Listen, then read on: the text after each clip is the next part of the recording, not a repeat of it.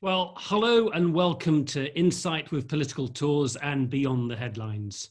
2 weeks ago, President Trump presided over what he called an historic deal between Kosovo and Serbia in a signing in the Oval Office. The deal was apparently a result of months of negotiations and is meant to pave the way for closer economic ties between the two states. Serbia refuses to recognize Kosovo, which declared independence in 2008. Critics say the agreement was just a photo op, just another pre-election gambit by Mr. Trump. Is that really so? And what is really happening between Kosovo and Serbia and in the wider region? It's my pleasure to introduce Sonja Bisako from Belgrade, head of the Helsinki Committee for Human Rights in Serbia. Hello, Sonja. Hi, good evening.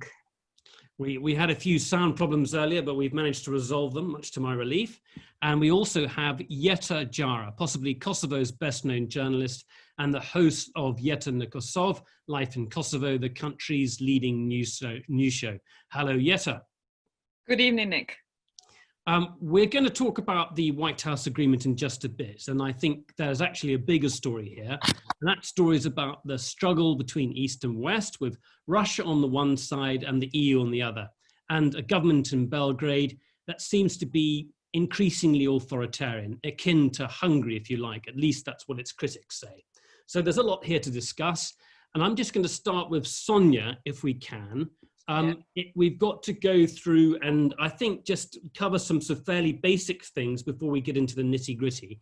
Just to start with, why won't Serbia recognize Kosovo as an independent state?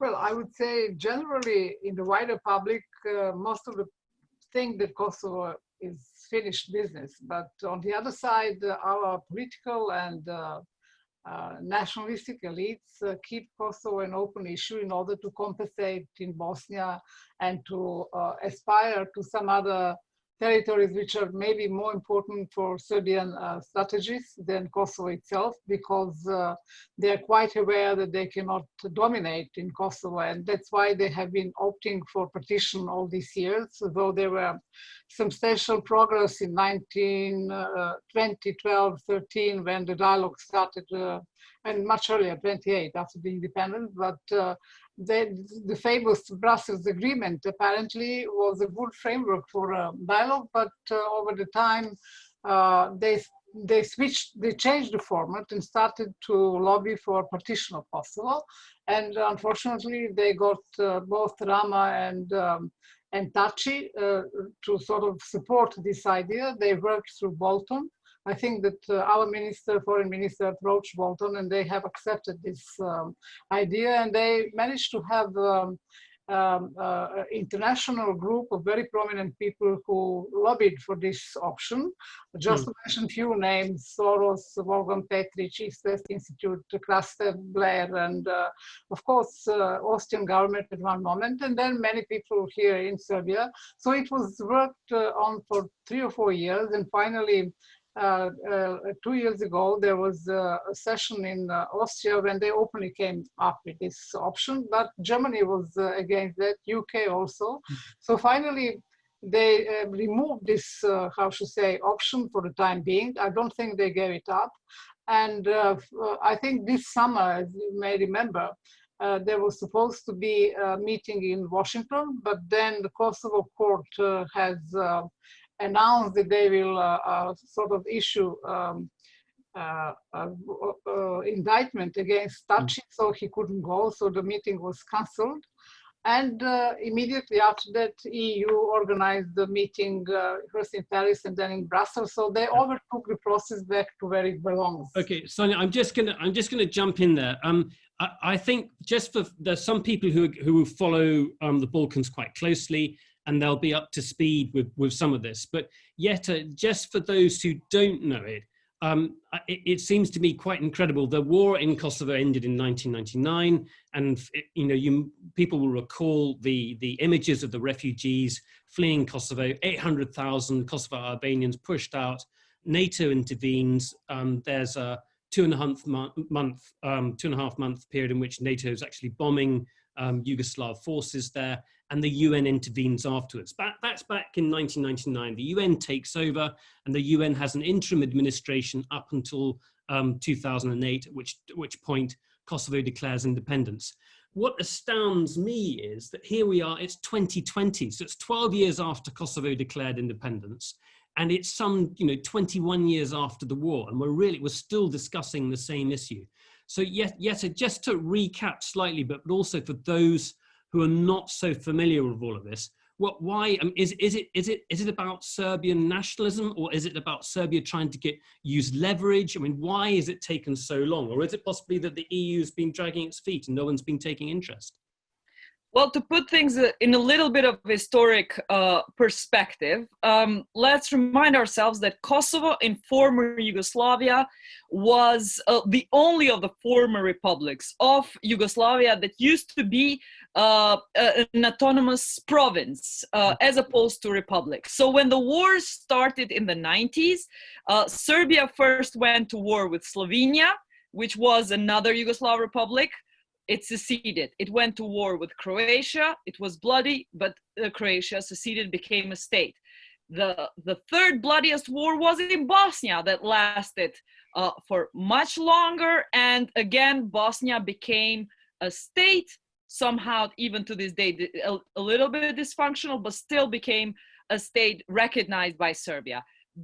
Throughout these wars that were happening in the 90s, Kosovo was made of mainly, and in Yugoslavia, Albanians, which made more than 90% of the population in Kosovo, were the only non-Slavic people living in former Yugoslavia. What does this mean? This meant that there was a completely different identity, that through 19th history, there were Albanians used to live together with Albania at some point, but this was a very different, culturally different, linguistically different people who were not allowed to have their own republic, because that was seen as nationalistic and separatist to have their own republic, because it would be too close to Albania as such. Kosovo Borders Albania, which is made of 2 million Albanians. Kosovo Borders Macedonia, which is made of 30% of Albanians and 70% Macedonians. Kosovo Borders the south of Serbia, which has a minority of Albanians in Preševo Valley, and Kosovo Borders also Montenegro, which has a small population of Albanians. So just want to put that into perspective. And throughout this time that Serbia was having wars with former republics, Albanians felt, first of all, it was the least developed part of former Yugoslavia. So sewage and water are still fully not covered in the rest of Kosovo. So it is the least developed part of former Yugoslavia. The Albanians were the last to be allowed schools in former Yugoslavia, but also let's remind ourselves that when Milosevic came to power, unlike with other republics that it went to war, it took away Kosovo's autonomy in the late 80s. In 89, Milosevic decided to take away that autonomy and was ruling for 10 years, was ruling Kosovo through an army. So someone like me, for example, went through a parallel school system, a homeschooling, because Albanians were kicked out of school, and we organized what was called a pacifist civil resistance. Yeah. I'm going to interject there. The problem is that there's so much to try and pack into all of this. It's hard to explain in one go. But I guess one of the key things that comes out of the conflict in 1999 is that there was international intervention. NATO intervenes, and it was based on a humanitarian, premise. The premise was that you have a population that's being persecuted by the state, and therefore this state, Yugoslavia, no longer has the legitimacy to rule in this area. That's the sort of loose interpretation of that period. Now, that's not accepted by a lot of people, by a lot of states. And it's based on that basis that today, Russia in particular, 5 members of the European Union refuse to recognize Kosovo's sovereignty. So that's where we are today. I think that there's so much tied up in this, but the thing I wanted to get at is here, Sonia, why do you think it's taken, here we are, this issue has been spoken about for 2 decades. But do you think we're getting closer to a solution now? Do you think that more is happening now? Well, I think we have to have in mind also the international context, because in 1999, it looked as if the West could solve the problem, but international context very soon changed, especially after 2008, and then recently with migrant crisis and so on. And there was a very deep, how should I say, trajectory in the EU itself, Brexit and many other dissonant voices in the East and so on. So they lost this, how should I say, focus on the Balkans, Western Balkans in general, including Kosovo. And Serbia wanted to keep Kosovo as a frozen conflict because of this very fluid international context. Belgrade thought, and think still, I think, that they might get away with partition of Bosnia, getting back Montenegro, which are they're trying now after the last election, and partition of Kosovo. The main idea is really to recompose Balkans along the lines that they have been changing more or less, because they lost territories in Croatia, they got half of Bosnia, now they want to get back Montenegro and partition Kosovo, because they don't want whole Kosovo, because they tried to cleanse Albanians during this intervention, but they didn't succeed, because most of the Albanians returned back to Kosovo, so they want both, and they want some of the economic assets which they think belongs to Serbian state and monasteries. I think that's absolutely fascinating, and that's the key thing, is that at the end of the Cold War, the borders that existed in Europe were meant to be fixed. People were not going to dispute them anymore. But the problem was, with the war in Yugoslavia, that creates huge amounts of uncertainty. And in the north of Kosovo, you have a majority above the Ibar River in Mitrovica in the north. You have a Serbian population. And then in the south of Serbia, in Bujanovac and Preševa, you have an Albanian population. And the idea was that some people were suggesting that you could swap these territories over. And that caused alarm in some European circles, which basically says, well, if you do that, you can start rewriting the borders, you start changing the borders everywhere. So that's why that's so contentious. Do you think it was, Sonia, do you think it was really about it's about getting those territories back, or just about leverage? You mean from Serbian side? From the Serbian side, yeah. Well, I think they truly meant partition, but not swapping of territories. They don't want to give Preševo Valley, because they think it's strategically important part of Serbia, heading down to Macedonia, Vardar Valley, and so on. They have all this, I would say, geostrategy is very much in their mind, like in the Western and Eastern as well. So at this point, we have only geostrategic considerations acting in the region, unfortunately.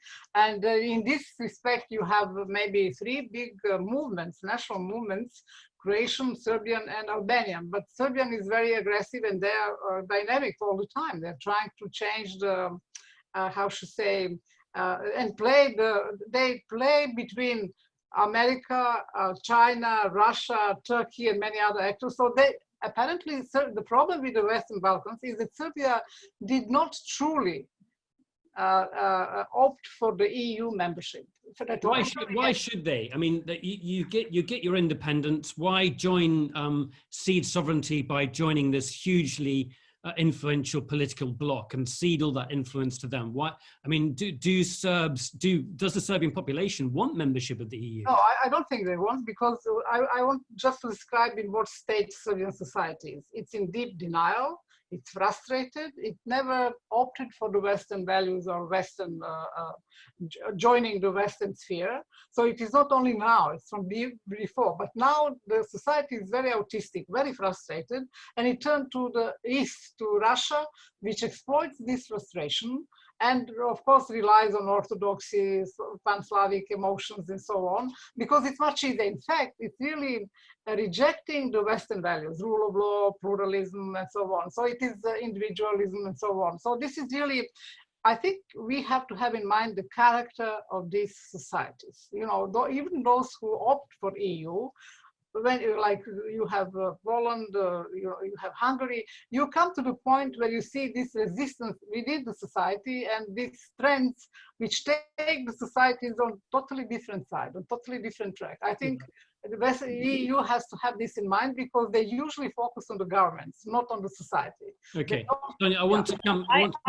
Nick, I have an answer. I have an answer as to what you said. Why join the EU? Yeah, I yeah. think Okay, yeah. the biggest incentive that these countries, I would look at it optimistically, have to joining the EU is because their populations are actually leaving the Balkans to work in the EU. So unless they join the EU and they become part of a larger market, all the young and the brains will leave. However, you will say back there's another side of this, that these authoritarian and corrupt leaders we have in Kosovo and Serbia, and this is what today Kosovo and Serbia have in common. They're losing populations at large, and the people do not trust the leaderships that are negotiating. This is the key thing, that people are leaving both Kosovo and Serbia because of lack of economic opportunities.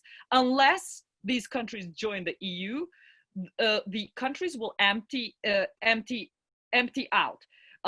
Also, there's a good example on how, if we want to look at how the crisis was resolved between Macedonia and Greece, who were also until recently stuck on the issue of the name. As you know, Greece was blocking Macedonia from any EU progress because Macedonia refused to change its name, since there is already a province in Greece named Macedonia. In the end, what happened was that a deal was not possible under a corrupt Greek government. The people rose up in protest, and they brought the country to a new election. In Macedonia again, and they changed the leadership, and only then a compromise was possible. So also in what people of Kosovo and Serbia are fighting for is they're both more pro-European than all the leadership, I believe. Although there is a culture of denial, I agree with Sonia. I want to raise a question, and I'll come back to you again, Sonia, as well, is that if you're, I mean, I'm speaking from Britain, we've just left the EU, and I think we've left the EU because we don't think we need it. And I guess my broader question is, why does the Balkans, or why do the Western Balkans or former Yugoslavia need the EU? But I mean, EU was, first of all, imagined as a peace project. And I think that's what we need, because we cannot reconcile on our own without the helping hand from the EU in the first place. And to sort of create a framework, which is already there, created by NATO membership, and all the countries are becoming slowly members, except Serbia, which is resisting because of Russia and so on, these pro-Russian circles. But it has a very high level of cooperation with NATO, EPAP. The first or second phase. So this is first question. Secondly, I think the legal framework and rule of law is extremely important, because over the last 30 years, the transition, so-called transition, is not explainable, because where do we transit to? We didn't transit to the market economy or to democracy or anything. It's just on the paper, no implementation. And this is why I think it's extremely important to address people, as Jette has said. There is some kind of discrepancy between the political elites in general, and the ordinary people who really want to start their life in different way. Last year, we made a report of Serbian community in Kosovo, and all complaints that we had from them were relating to Belgrade and Srpska Lista, a party in north of Kosovo, who obstruct their integration into the Kosovo institutions and the society as such. It's not an easy process after all that has happened, but people do want to live. I mean, they want to start their lives not thinking about the borders, because unfinished border business is homogenizing these communities, and that's what our political elites are exploiting all the time. Yeah. You know, the threat from this or that side. So this is a constant, how should I say, the way of their ruling with this community. Yeah. I just as an example in terms of that economic development, I remember working in Romania in 1989-90, and it was a terrible place. and then going back to Romania after a very long time, driving from Serbia, and this was in 2005, and coming from Belgrade, going across to Timișoara or something like that, and just being struck by how incredibly well developed Romania was. And that economic development alongside, I mean, there was criticism made about the lack of legal and political reforms, but nevertheless a huge contrast with Serbia at the time. Sonia, can you just talk about the sort of the criticisms being made of the administration within Belgrade, and perhaps the suggestion that it's become increasingly authoritarian. And I'd like you also to talk about Vučić, because Vučić is a very interesting character. He was a young Minister of Information in Slobodan Milosevic's administration back in the late 90s, and yet here he is leading the Serbian government. So just tell us a bit about him and what his instincts are, Sonia.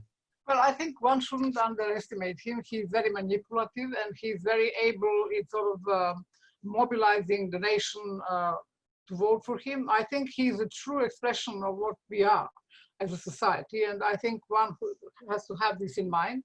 Secondly, he acts as a one-party system. He has some coalition partners, but they're all along the same line, the Socialist Party and some others. Whereas opposition, the Democratic Party, which used to be the pillar organization as opposition party, and during Đinđić was really something to look at as a change, possible transformative possibilities.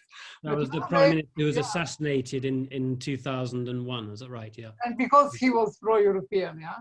And nowadays you have a number of smaller parties who are all conflicted with each other, but they don't offer any alternative program. They're even in some cases more nationalistic than Vučić, for example.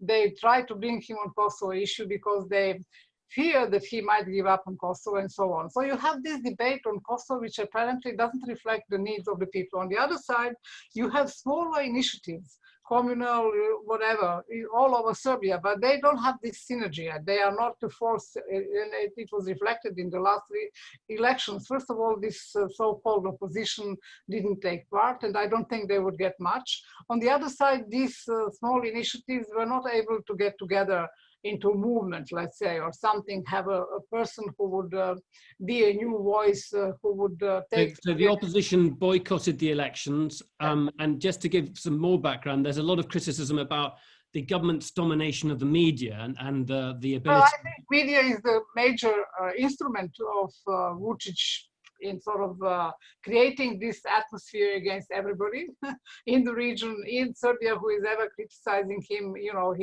for example, there is an appeal signed by doctors during the COVID situation, the lockdown, who complained about this group of doctors who were in charge of dealing with this situation. They're all losing jobs now because they complained about the way they sort of define this, strategy for confronting COVID-19. So this is just an example of how he really reacts when people criticize him or criticize the government, and these voices are really all excluded, and they have no access to anybody. So at this point, I think we are really in a Kosovo has much better, not only better, it has free media, it has a very dynamic media scene, but here, the few independent media, they have very small tirage. You have this social network, but this is not really something that you can change the minds and society's dynamics at this point. And I think there needs to be some kind of more serious engagement with the society, because EU has appeased Vučić all the time because they expected him to deliver on Kosovo. He didn't. So now they have Vučić, who has, in the meantime, over the last 8 years, has grown up in a leader who controls everything. And it's very difficult now to confront him either from the society or from the EU. So he's manipulating EU and all the others now. So, but his maneuvering space is, I think, smaller now than maybe 2 years ago. And now he has grown up again, he's boosted by this initiative from the President Trump. He presented it here as something very successful. I mean, they're making huge stories about it. Grenell is coming on 21st with some corporations, some, how should I say, projects, economic projects, infrastructure projects, I don't know what. And then they also talk about possible Trump's visit to the region, which is also incredible. So the whole atmosphere now is focused on Americans and what they are going to do in the region now because of these elections that are ongoing in America. Yeah. So just to sort of recap there slightly, it sounds like he's become a sort of a Viktor Orban-like character, but he doesn't necessarily have the same kind of security within government. There's a sense that he's not as secure as Orban is. Is that fair to say? But we are different. We differ from Hungary and all these countries because we had this horrible war behind us, which is not acknowledged. New reality is not acknowledged in the region. And somehow we have taken this autistic approach. We sort of deny everything, and it's creating tensions in the region. You know, and our new nation identity, which is built on totally, how should I say, facts and figures and events which bring in new tensions in the region. And I think this is the major now problem between Serbia and the neighborhood, former republics of Yugoslavia and Kosovo, because Belgrade doesn't acknowledge its responsibility for what has happened in the 90s. And the same rhetoric, you know, the generations which are coming in now, they know nothing about 90s. So that's incredible. And also to see, I mean, I saw Vučić gave a speech in Mitrovica, it was a couple of years back, in which he called Milosevic a great leader. Yeah. And that kind of thing sends a chill down people's spines. Again, Jette, let's move to Kosovo. You've also got a population there, a young population, a very young population. I think the vast majority, is it 70% of the population's under 30? Well, I don't know what the figures are. It's a staggeringly young population. And people are fed up with the old class of leadership, many of whom were there because they were guerrilla leaders at the end of the war, and some who perhaps were there well before that too. So how's that been playing out? And maybe talk a bit about Albin Kurti, the sort of revolutionary leader who was prime minister until he was pushed out earlier this year. By America. Yes, by America, yeah. Yes, so Kosovo has had a very, very quick change because of this young population. People have, in the last 10 years, changed governments almost every 2 years in average. So we've had different governments, and the political spectrum is so diverse to the point of keeping Kosovo a bit unstable because no government manages to stay for 4 years. So so the last election was incredible because a person who was seen as a complete rebel 10 years ago, setting up his party through protests and largely who was constantly protesting, half of the time in jail because of protests that were causing different things on the street, like turning over cars. Largely in the beginning, Albin Kurti started his career. First, he was spokesperson for the KLA in 99, but before that, he was a student leader in 98, fighting against school closures of Milosevic. And fast forward to 2019, he became the party that got most votes. Just to add some colour, he's a sort of messianic revolutionary leader. And he's the last person I expected to see in a suit. And then you do see him in a suit in the parliament, but to let off tear gas canisters that they've seized from the police during a demonstration. This guy is no ordinary politician. It certainly is no ordinary politician, and one over two big parties in Kosovo, which were running Kosovo for the since independence and even before. And these were the PDK, which was run by President Hashim Thaçi, who today is a president and used to be prime minister of Kosovo, and also beat the LDK, Democratic League of Kosovo, that was historically always in government in Kosovo. So largely this was, Albin Kurti was leading a very reformist and anti-corruption coalition, which was very determined to have its own voice and not let Kosovo behave like a colony of international community. And by this I mean Kosovo is a babysitted country since the NATO bombing, because Kosovo considers America was the largest intervention for 90% of the bombs that were dropped over Serbia were from America. So Kosovars felt eternally thankful to Americans, and they acted nothing without the blessing of America. While Kurti felt all the time that since independence, Kosovars were making way too many compromises and not establishing themselves like a state, which is true.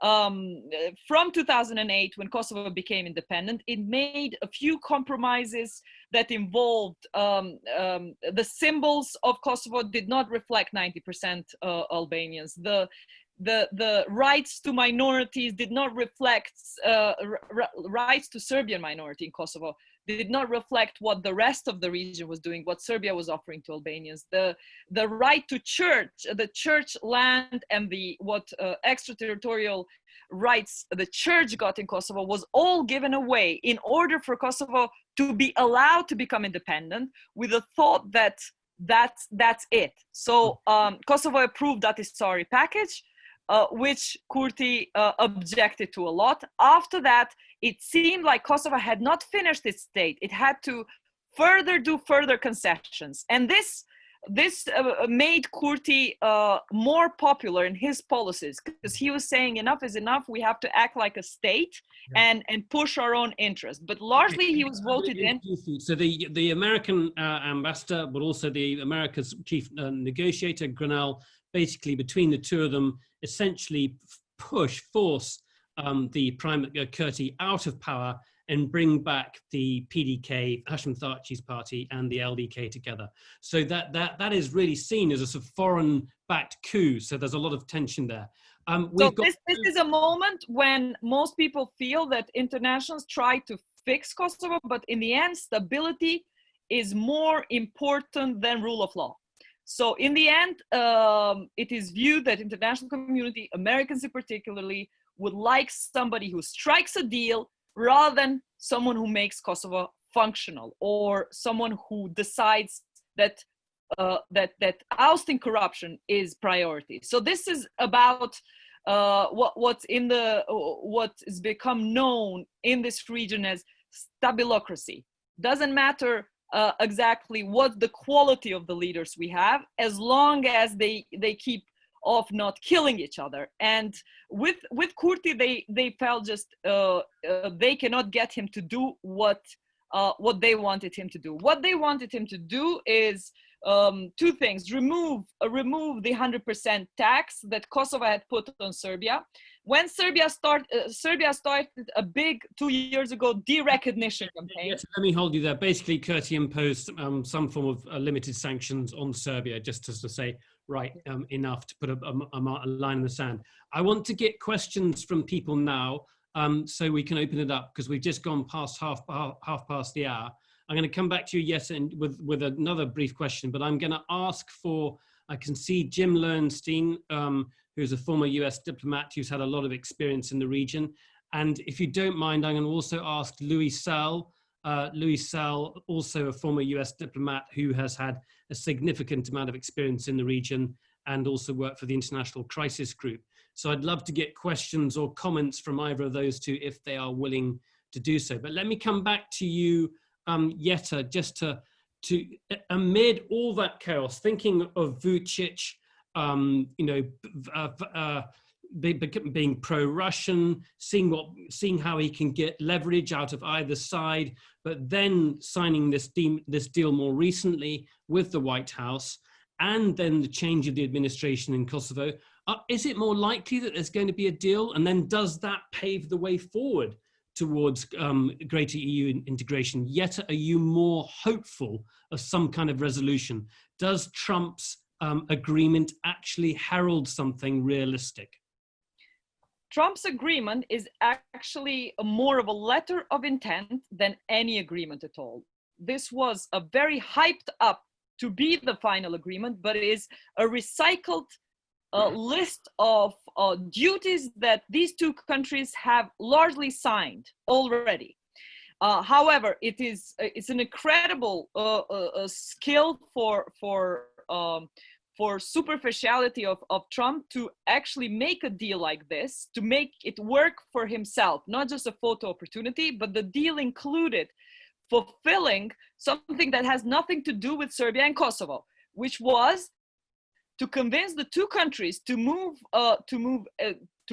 for Kosovo to establish an embassy in Jerusalem, and for Serbia to move its embassy in Jerusalem, to denounce Hezbollah as a terrorist organization.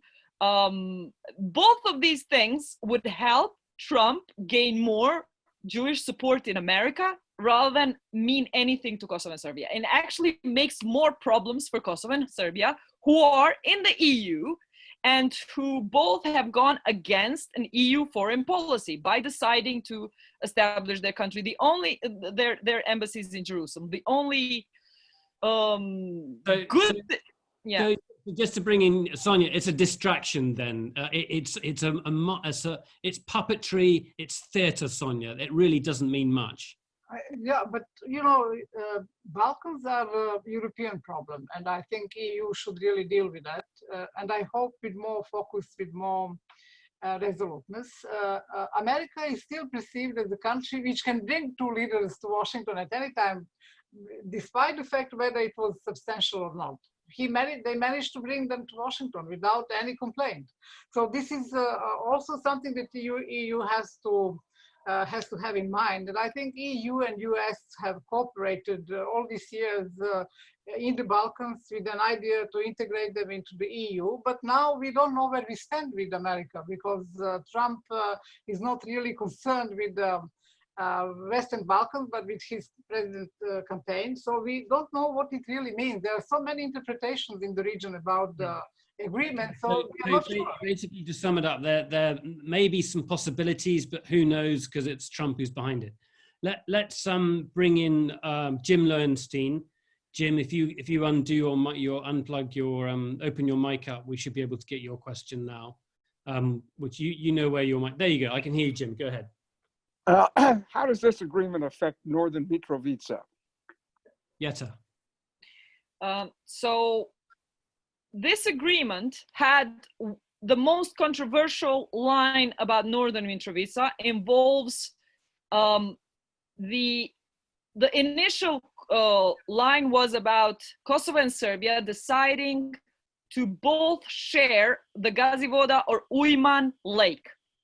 So the lake has for the first time been mentioned ever in any agreement. This is what differs and what is very worrying for Kosovars, that for the first time, how it's interpreted in Kosovo, for the first time, Serbia is allowed to have a claim on a lake that half of Kosovo uses as a water resource. And this is another concession that Kosovars feel is being let out without getting Kosovo recognition, without getting something that Kosovars have been wanting for a long time, for Serbia to recognize Kosovo and this conflict to be finished and not to be frozen anymore. So Kosovo allowed under pressure, under huge pressure. There was an internal rift, and to the point that we know that one minister of Kosovo was told by the American diplomat, former ambassador to Germany, Richard Grenell, told one of the ministers, "Shut up, just sign it." And the shut up became a big affair here, because a minister insisted that the line is changed from Kosovo and Serbia should share this lake to what in the end got into the text is that the US will do a feasibility study on how the resources of this lake can be used by the both sides. Okay, and just Gazivoda is a long lake stretching from north to south above Mitrovica, and it's got a small hydroelectric dam to it as well. But I think it's the concept, it's the idea of sovereignty rather than the actual asset itself. Is that right, Jetta? And Jim, this touched the point of, for 2 years, Kosovars have been living under the paranoia of land swap, which would involve the north going to Serbia, as Sonia explained earlier, the north of Kosovo going to Serbia. And although thought she was claiming that the south of Serbia would be given to Kosovo, that most people believe would never happen. So instead of, while this didn't happen, the US administration said, okay, there's not going to be any land swap. In the end, there was the economic swap, and which is this lake, which is stationed, 80% of the lake is stationed in Kosovo physically, 20% today is physically in Serbia.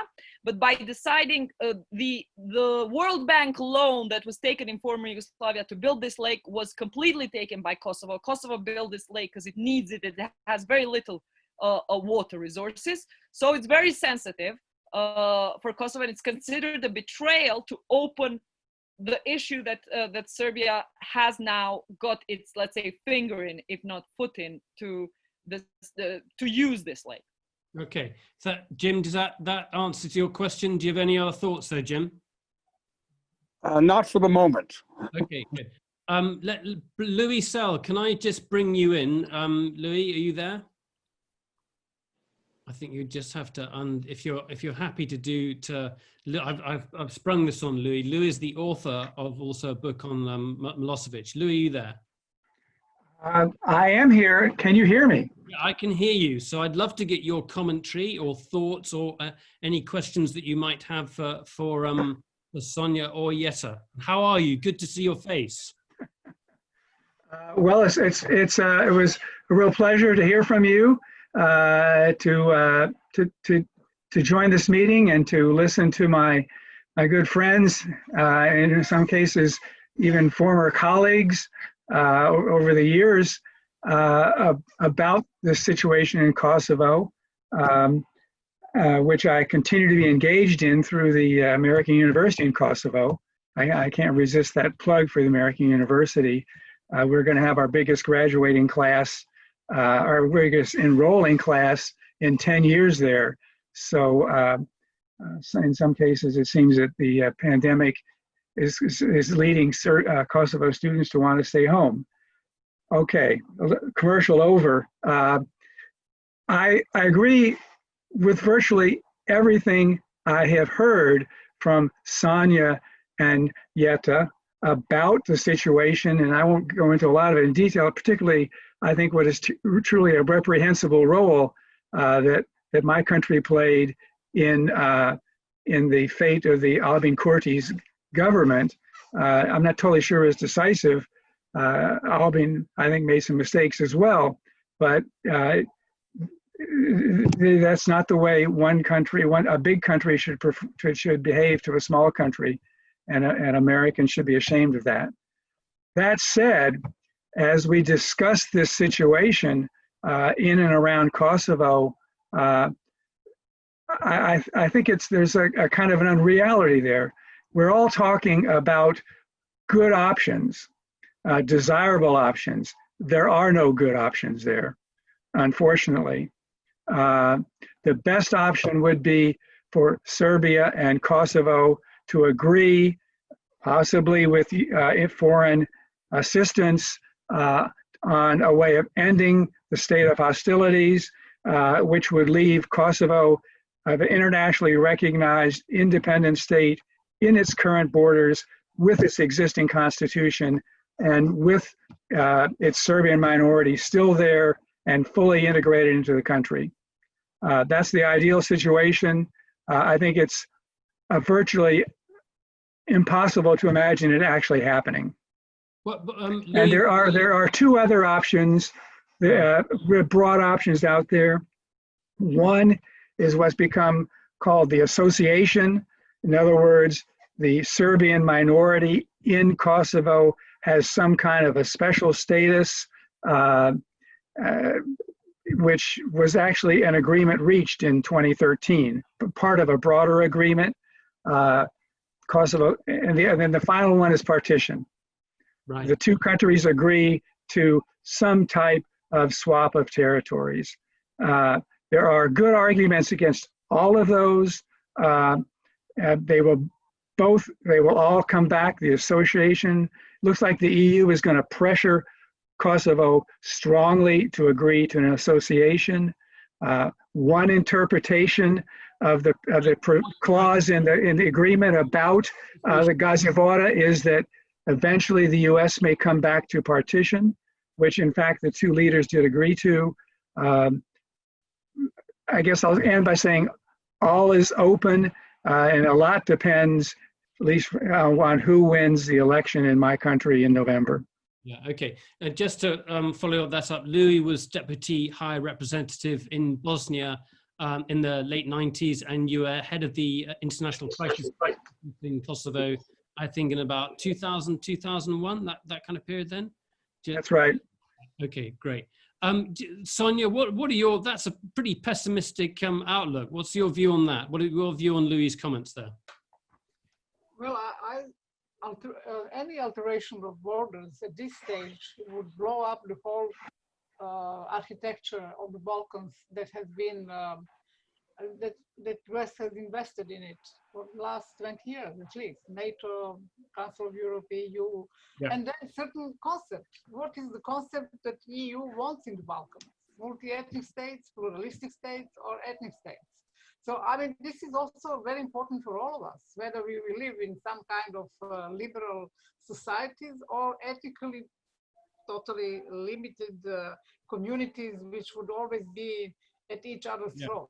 And you can never decide in a just way about the borders. What about Albanians in the south? What are they going to do? Serbia doesn't want to give pressure. Well, there's no way, because it is strategic. That's how they talk about it. Are Albanians going to enjoy the same status as Serbs in Kosovo? And both communities now live in some kind of vacuum, but much more attention is paid to Serb community in Kosovo. So I think the major problem, just to finish, the major problem with the Western Balkans is that Serbia has a blackmailing potential because it's moving between East and West, and the West is trying to attract Serbia to the West. And, you know, they're always afraid that they will open way to Russia, but they already did. Russia is here, Russia is all over. So, and this is also thanks to the EU policy and the American policy when they somehow withdraw their attention from the Balkans since 1988 to onwards, and then they came back when Russians were obviously openly here, especially in Serbia and Republika Srpska.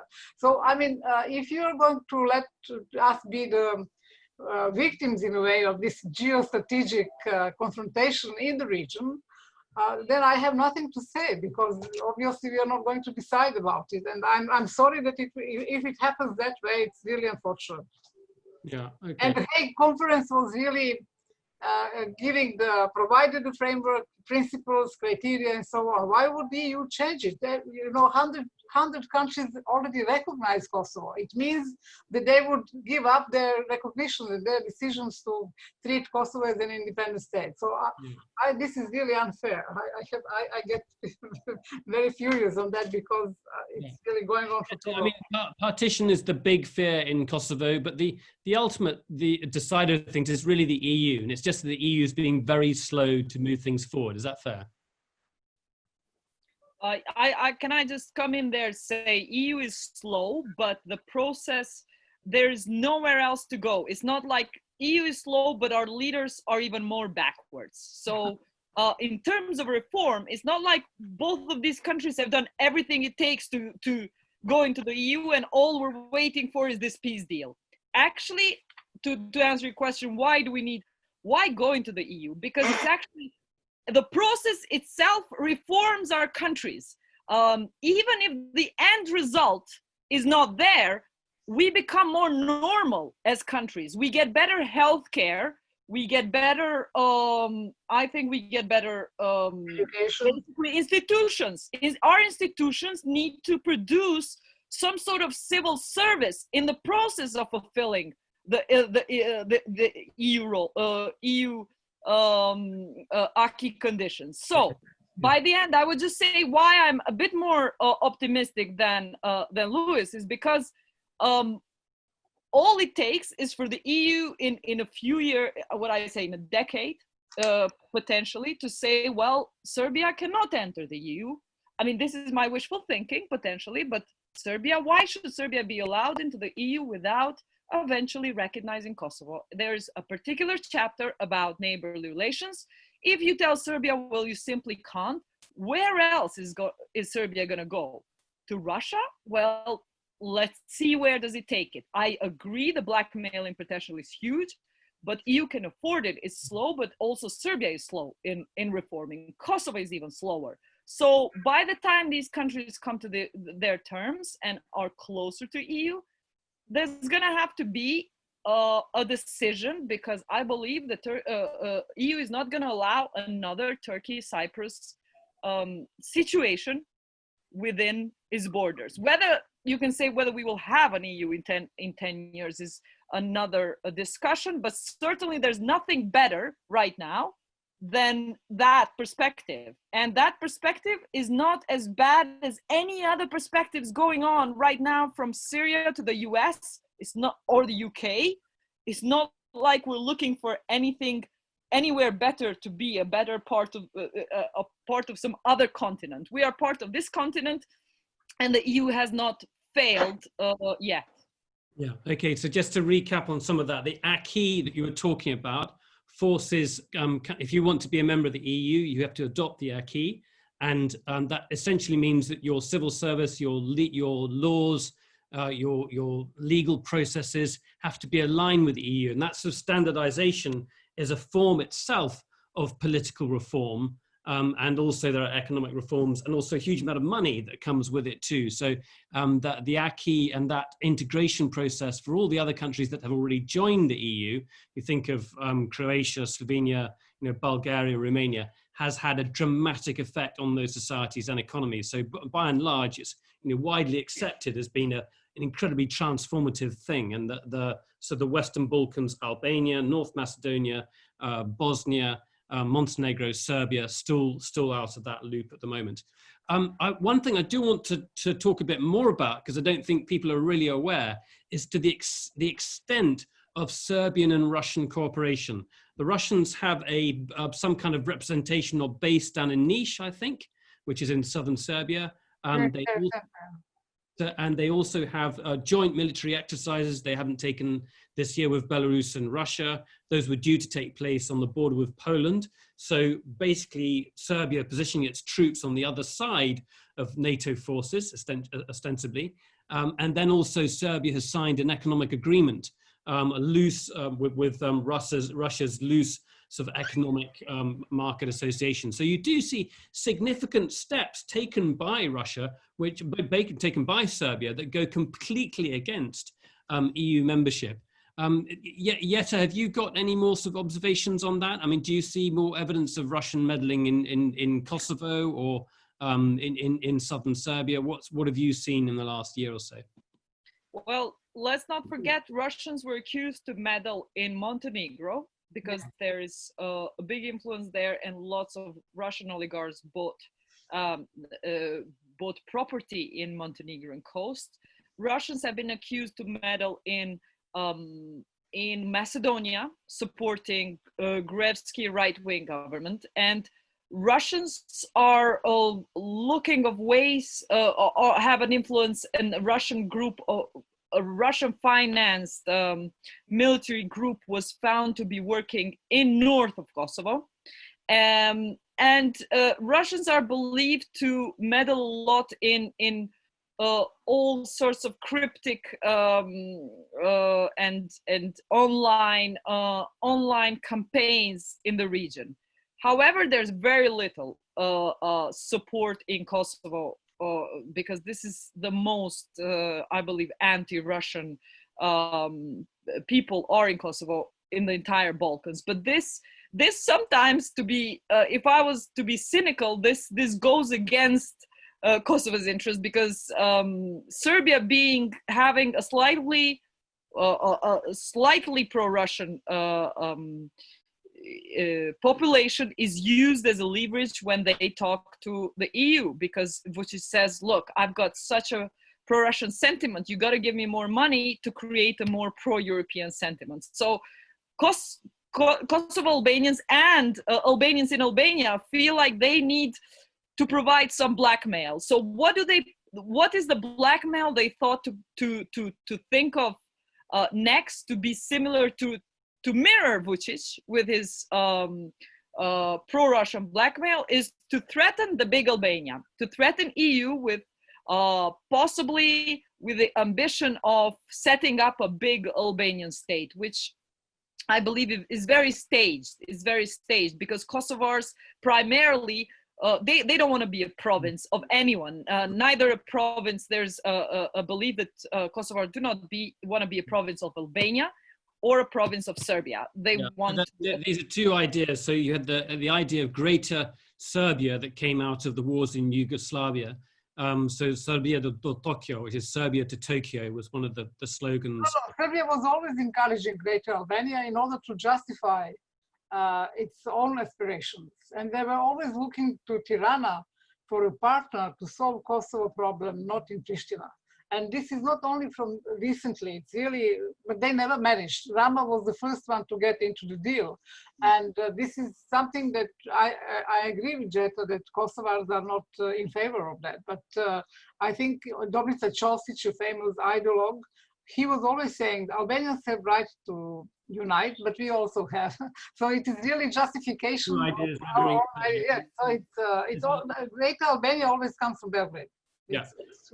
Okay, well, and just to spell it out, there's a Albanian population in Montenegro, there's an Albanian population in southern Serbia, and there's also, it's also in northern Macedonia. So when you talk about Shqipëria Madhe or Greater Albania, it covers those countries. I'd love to get a few more questions from people, so just put them in the Q&A box below. But it's a very complex area to have spoken about. But I think we've covered a lot of ground. And just to try and sort of sum things up, we've got populations that have got no confidence in their governments. The government in Kosovo obviously clearly pushing for international recognition and wanting a deal with the EU, and Vučić obviously playing hard to get. Just to recap, just to ask you very simply, both of you separately, give me the odds of a deal of EU integration, something of recognition in the next few years. What do you think are the chances of Serbia recognizing Kosovo and then that leading to EU membership within the next 5 years or so? Sonia. Well, I think Serbia very much depends on the EU support, financial, economic, and name it. And Vučić is quite aware that without this EU support, we would be in much worse shape. But as long as he can manipulate between Russia, America, EU, and so on, he will continue. Though I think that his maneuvering space is reducing. So I think EU should be more resolute on it and not really appease all the time to Serbia. It should be more direct in, asking certain things. For example, I think with this Washington agreement, Serbia got into problems with EU, with Russia, with China, with Arabic countries, and so on. So it is he confronted with too many fronts he opened at one time with this agreement. But and I think EU has fully has the right to ask him questions about foreign policy orientation if he is seriously dedicated to the EU membership. So I think they have to bring Serbia to the open, whether it wants EU membership or not. I think this is a crucial point. And he has to be very convincing about it, whether Serbia wants it or not. I'm not sure that it wants. Okay, you might envisage Serbia not being part of the EU, and this being this. Yeah, as long as it's not sure, they will keep Kosovo as a frozen conflict. And that's really bad news for Kosovo, because without that recognition from Serbia, Jetta, you're not going to get countries like Spain, the 5 countries within the EU that don't recognize Kosovo yet. That's going to be a problem. Exactly, and stagnation is the word that I can describe Kosovo in the last 2 years, with a little hope of that new reformist government that lasted for 50 years, which was an intermezzo, until next election, which will not happen very soon as far as I can see. The will for a stable government will be far stronger, a stable government which concedes and which just plays dialogue rather than does anything substantial. I think we are never, under Vučić, going to get recognition of Kosovo from Serbia. This is simply a leader which will do its utmost and is likely to not recognize as long as his government lasts. And in the meantime, Kosovo has even submitted itself to not doing any campaign for 1 year. The last agreement that was signed in DC says that Kosovo will not even attempt to join an international institution or fight for international recognition. This is worse than we were before the deal. Before the deal, in America, we weren't, nobody asked us to stop acting like a state. We've just been asked by this agreement to stop acting like a state. Luckily, we've already got an Olympic team for the first time and got a golden medal, and got our football team into UEFA. So people will look forward to these cultural, sportive and cultural accomplishments, like people like Dua Lipa and Rita Ora being two Kosovar singers that make it in the world. And these are the ways which Kosovars are asserting themselves internationally. These are alternative ways, certainly not by being well presented by its institutions or states in international institutions. Okay. Listen, we're going to have to wrap it up there. What's going to happen now is that if anyone wants to stay with us, we have our own discussion after this hour. So if any of our guests want to stay on, they can. I'd love Louis to stay on. I'd love anybody who's listening in to stay on to ask more questions or give their opinions. I'm just going to sum things up, really. It does not sound like that the White House agreement was a significant step forward. It's arguably a step backwards. With Vučić in power in Belgrade, it doesn't look like there's going to be any recognition of Kosovo anytime soon. And we have a frozen conflict within Europe's midst. So it does not look very optimistic. I'd like to thank Sonia Bisako and Jeta Jara for their time. It's been really, really useful. Thank you both very much indeed. Okay, so if it do stay on, I know that Jeta and Sonia, you may have other obligations. It looks like you've got a black house in Belgrade, Sonia. So if you do stay on the line, if you want to. My light has been. Your light is gone. Yeah. Okay. Well, we have sometimes similar problems here. We've got two huge lights here that we rely on. Louis, I just want to bring in you there. I mean, your analysis was quite stark. You said partition and exchange of land. You couldn't see the possibility of an agreement anytime soon. When we were just making our summary there, the last few comments we were making just now, did you agree or disagree with that?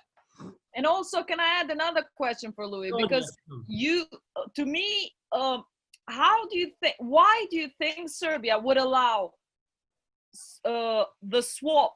I would allow Preševo to go, as well as recognize Kosovo. That would be like giving two things away for getting one thing for itself, getting the north.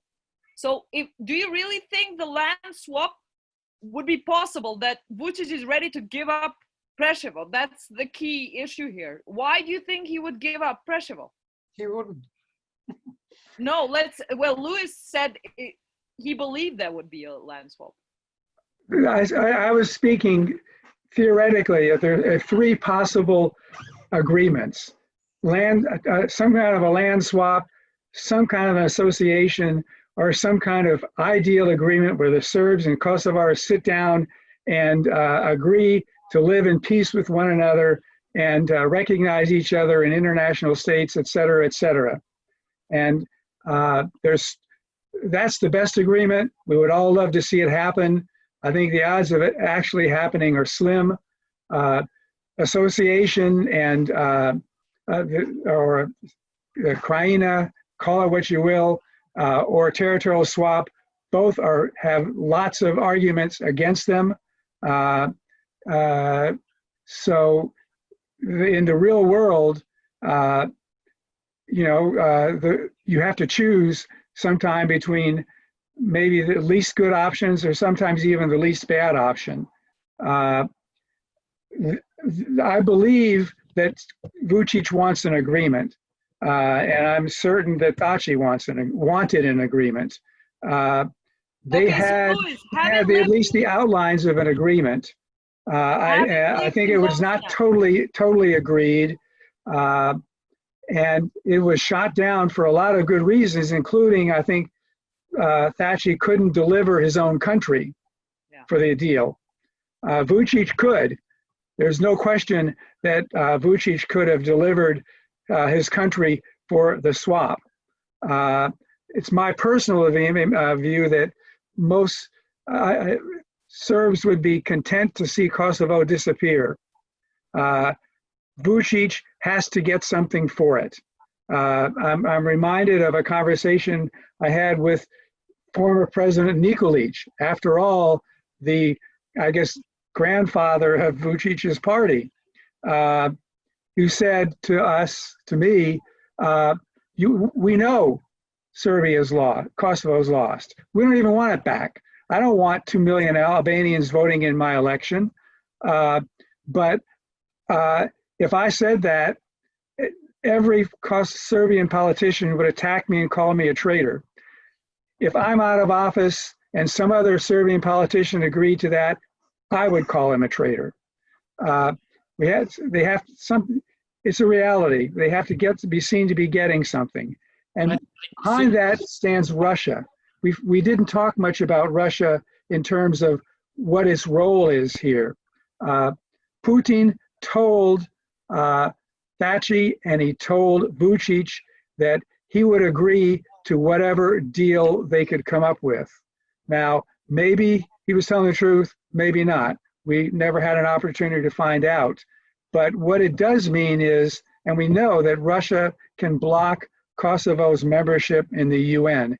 At the end of the day, it doesn't matter whether Serbia recognizes Kosovo as a state.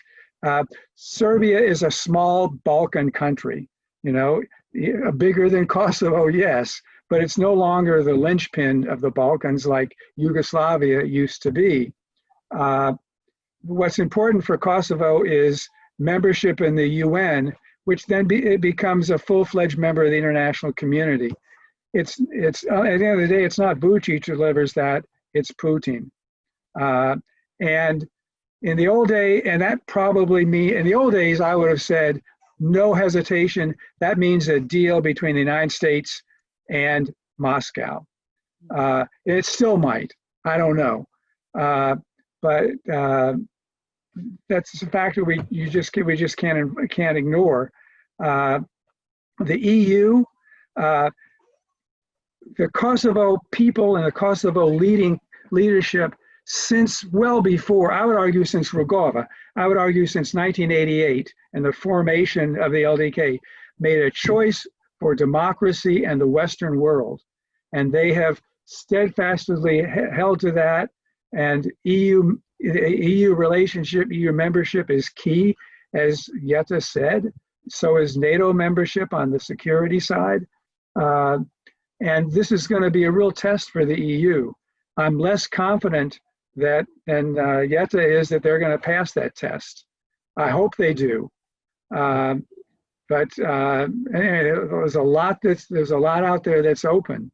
I'm just going to spell out two things for people which we maybe haven't covered in the discussion so far, is that in the sort of Serbian mythology and Serbian nationalism, Kosovo, whilst it has an overwhelmingly majority Kosovo Albanian population, is the seen as the base of the Serbian Orthodox Church, and also the battle that took place in 1789 with the Turks, and so 1389. So it is portrayed in Serbian nationalist circles as the sort of heartland, a Serbian heartland. Whether that's true or not doesn't matter, but that's something that's projected in rhetoric quite frequently. So that's something I didn't think we alluded to at all. Yes, do you want to just react to what Louis was saying there? Yeah, I have just another question, Louis. You think that you said the least bad option. Yes, Kosovo is between a rock and a hard place. So sometimes you have to choose the least bad option. So having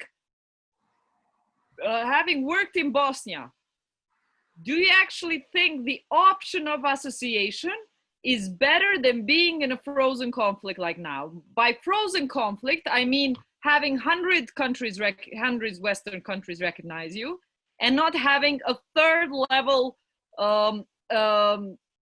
governance like the Association of Serbian Municipalities, which wants to be another level of governance where 10 Serbian municipalities would gather together and have the power to do what Serbian Republika Srpska does to Bosnia. Do you think that's a better option than what Kosovo is today?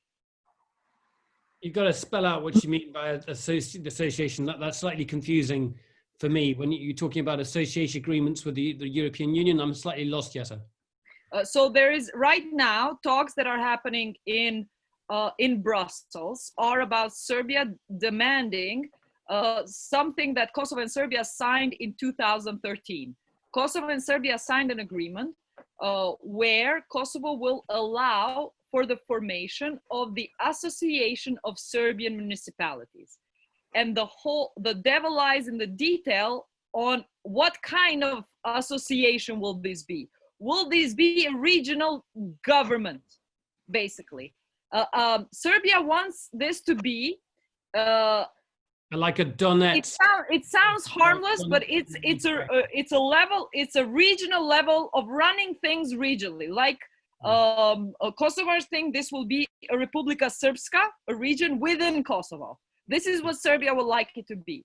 Now, when this happened, the history of this association was that it would in Kosovo it was taken to Constitutional Court. Constitutional Court of Kosovo, formed also by international judges, said that this association is unconstitutional. Now we are back from 2013. This was an agreement which was never implemented. And Serbia says, I'm never going to move forward and implement any other agreement unless the association is formed. And Kosovars are freaked out about the association because it reminds them of Republika Srpska. It does sound like Russia and Ukraine as well, doesn't it? It sounds like trying to recreate the Republic of Donetsk within Ukraine. Yeah. So my question to Louis is, does the example of Republika Srpska in Bosnia scare you to the level of that Kosovo is better off without it, even with the frozen conflict, than with it? I think my personal view is that the association, as I understand it, which is somewhat imperfect, is probably worse than the current situation in some ways, internally for Kosovo at least. It makes the Kosovo has a system which was imposed on it by the international community. And I think you spoke about it in the run-up, the Ahtisaari plan, the run-up to the independence in 2008. Basically, there was a series of negotiations in which the international community has pursued the tactic which has been pursuing since Milosevic was overthrown by courageous Serbs in the year 2000, come up in some way, somehow with a deal that both Serbia and Kosovo can agree to. And we're still fixated on that. And the Ahtisaari process was about where the Kosovar participants were pressured heavily by the international community to make many concessions to the Serbs in terms of the constitution, the governing structure. I was for a brief period an advisor to the Kosovars until they threw me and my colleague out, because I was telling them just what I'm saying to you now, don't go along. And so the international community came and said, throw them out, and the Kosovars said, bye-bye. And you've got a system which is in many ways, you have an outstanding constitution. Every known human and minority right is there in duplicate or triplicate, and that's all good. But it's dysfunctional in many other ways. It already gives a minority, which it's hard to say, but is maybe 4% or so of the population, blocking rights for a lot of legislation. So the current situation is not great, even internally. An association could well make it worse. I'm reminded of what my friend Albin Kurti years ago, well before he became prime minister, and he was warning about Serb plans to partition Kosovo. And he had maps, and I remember talking to Albin and saying, Albin, I really, I don't think necessarily Serbia wishes Kosovo well, but it seems to me you're exaggerating. I don't think he was. I think he was onto something. And if the association includes some of the municipalities south of the EBAR, he could well prove to have been prophetic, unfortunately. So association is not a good outcome. Partition is also a terrible outcome. It's a betrayal in many ways of all of the principles that we in the international community said we stood for, and it could have practically a negative impact elsewhere, in Bosnia, as you alluded to, in Macedonia. On the other hand, it may well be the least bad option. It was, after all, an option that the leaders of the two countries agreed to. Now, I don't think they really had a final deal, signed, which both of them agreed where the line was. And if he ever got serious again about partition, as they probably will, and I'm not necessarily at this stage advocating it, I'm just saying it's not going to go away. The crux will be northern Italy. The Germans are against that land swap. Yes, I know that, and so are many Americans. Well, let's bring in. I want to bring in Jim Lernstein to give his thoughts as well. But doesn't this all change if there's a change in administration in the White House? Louis, doesn't that be the case? You'd have you'd probably have the EU and the US on the same page. Are we asking Jim or all of us? You, Louis, sorry. Okay. Yes, it will make a big difference. Joe Biden, after all, has been engaged in the Balkans. He was kind of the Obama's administration Kosovo guy. And in that capacity, famously called Hashim Thaçi the George Washington of his country. Which is a reach, I'd say. I would say that even if my good friend Hashim Thaçi were sitting beside me,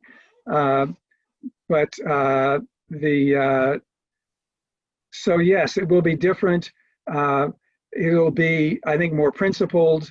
It'll be more competent.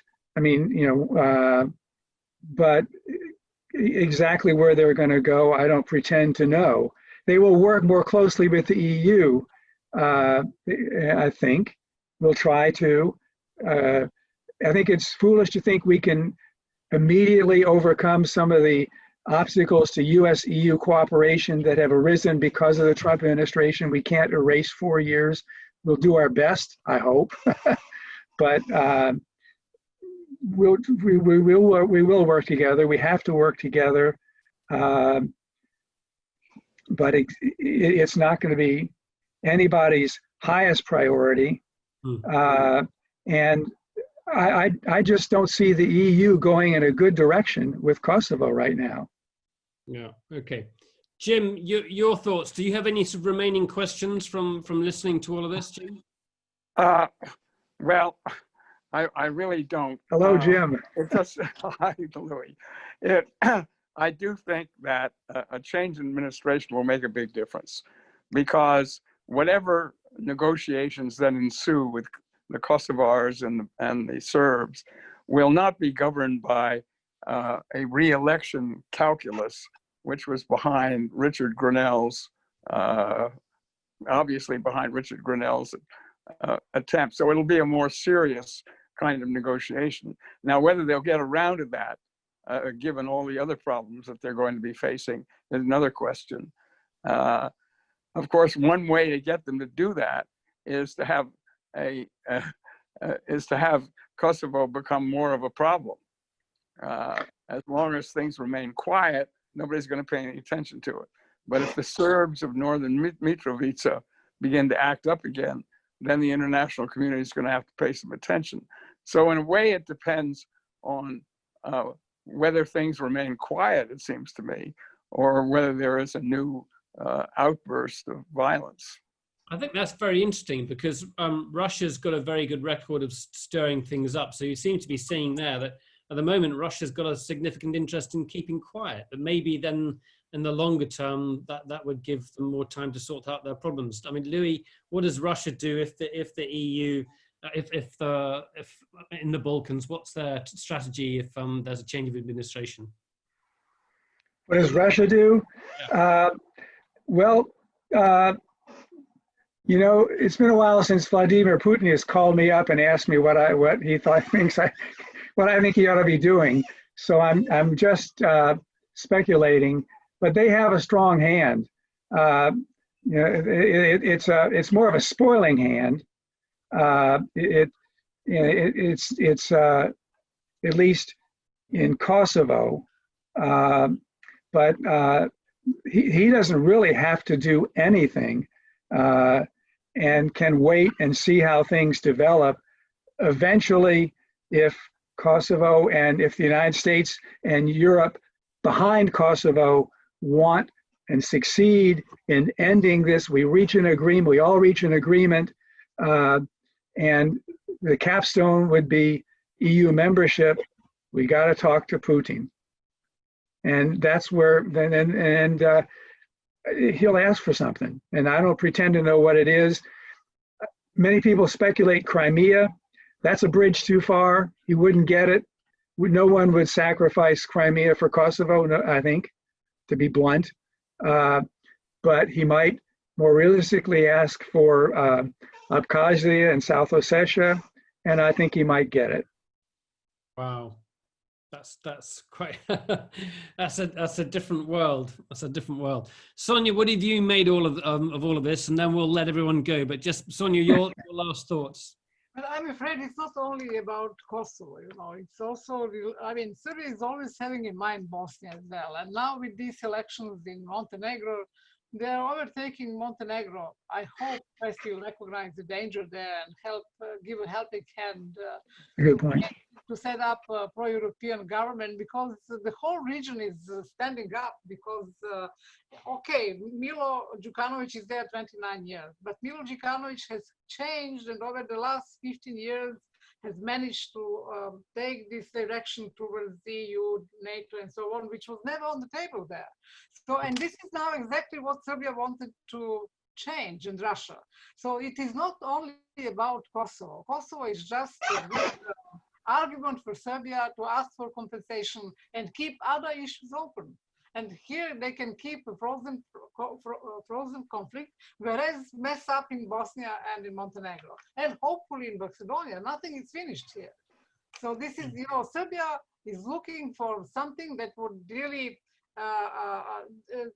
fulfill its aspirations from the 90s. And we have the government, we have rhetoric, we have the whole atmosphere which reminds of 90s. And we have generations which an incredible conclusion. And a shocking one too, actually. And the younger people, the people who are coming now, they have no idea of what Serbia did in the 90s. They think that we are wrongly accused for everything, made responsible for everything.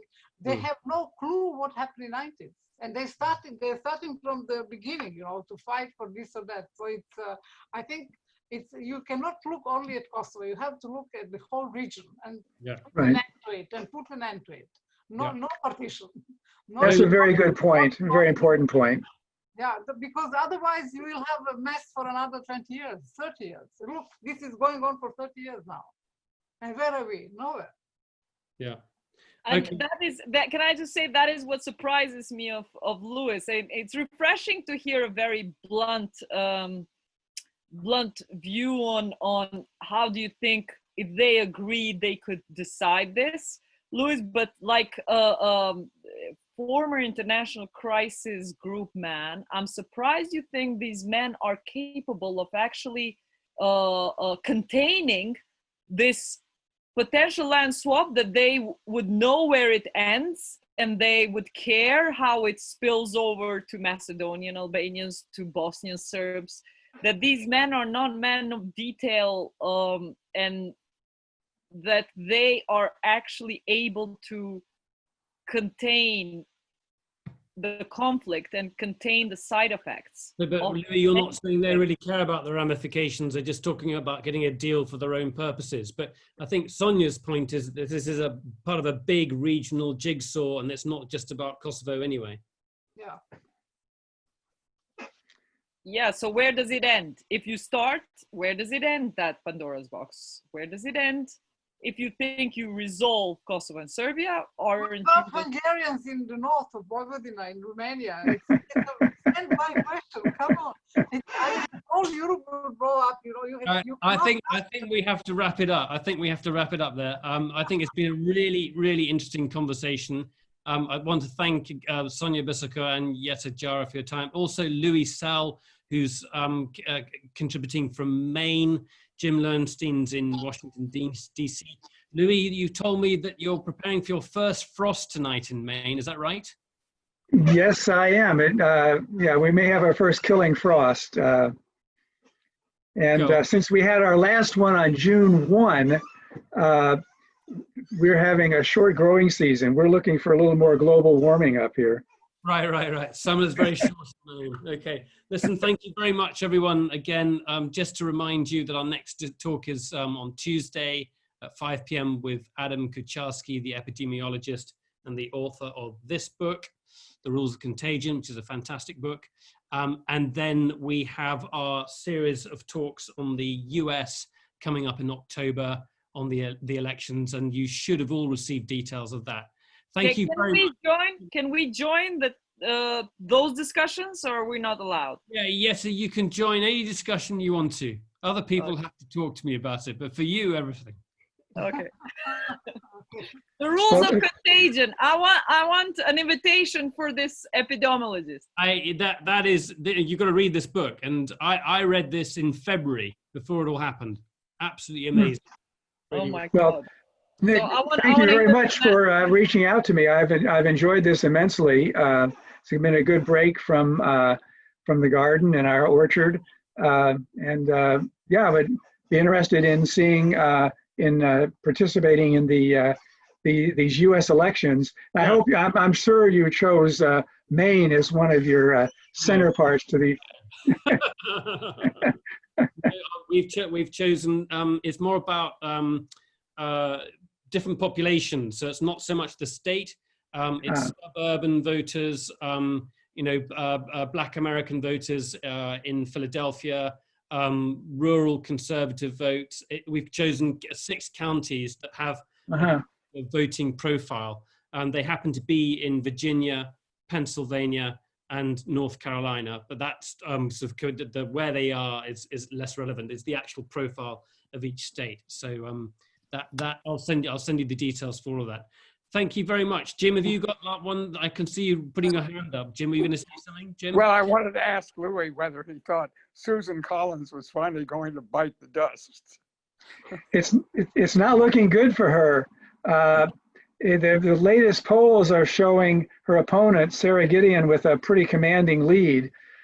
I thought that there would be a backlash against this. There's a massive amount of outside involvement and money and ads flowing in. Yeah. I thought that might be, there might be some, but it's not. I think she's going to lose. Susan Collins is the Republican senator for Maine. She's very liberal, essentially, because Maine's a sort of evenly balanced state.